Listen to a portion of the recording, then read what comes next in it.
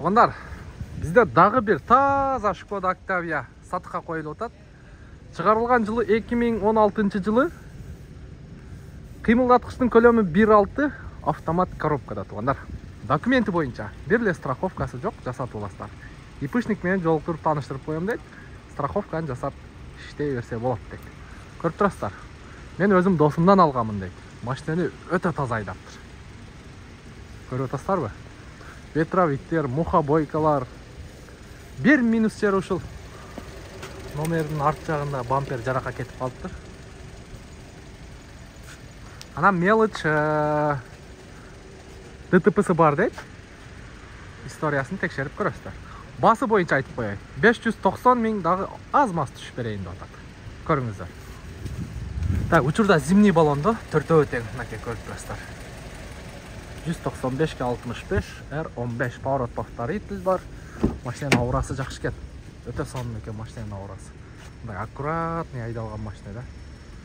Так, алдыңкы эки айнек көтөрүүчү электрондук түрдө, электрический күзгү, обогрев менен. Так. Чехолдору жакшы. Көрүп турасыздар. Бисмиллахиррахманиррахим. Фаранын выключатели, корректировка фара. Пробеги 392 165. Штатный мафоны Bluetooth менен, подогрев переднего сиденья, кондиционер и автомат коробка. Подлокотник, чехолдор боюнча. Ева ковриги дагы чекесине чейин чыгып турат экен, жакшы. Өтө сонун. Эми капот жагыңызды ачың байке. Капотуңузду ачың, мен багаж жагы боюнча бир сыйра көргөзүп коеюн. Багажда баллондор бар деле. Летний баллондор барбы? Кошуп бересиз да? Болду. Состояниясы жакшыбы баллондордун? Жакшы, Нашыл байкебиздики мынакей, көрө бересиздер. Телефон номер ушул байкеники болот. Прямой чалып сүйлөшө бересиздер. ДТПсы каягынан бар? Легкий ДТП. Кайеры? О, эшик окшойт, эшик аз-маз билинип турат туугандар. Бампер, жакшы. Башка жасай турган несі бар технический жагынан?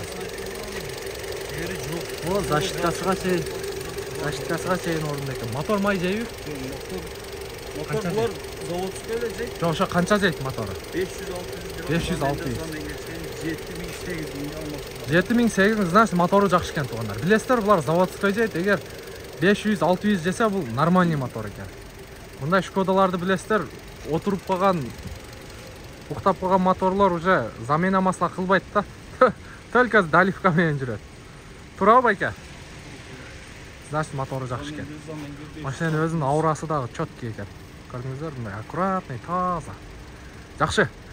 590 миң дагы аз мас түшүп берсе, ИПшник менен барып жолугасыздар. Сразу ишке чыгып кете бересиздер туугандар. Видеонун темасында мына аке өзүнүн номери чалып байланышып көрөсүздөр. Çalar gibi.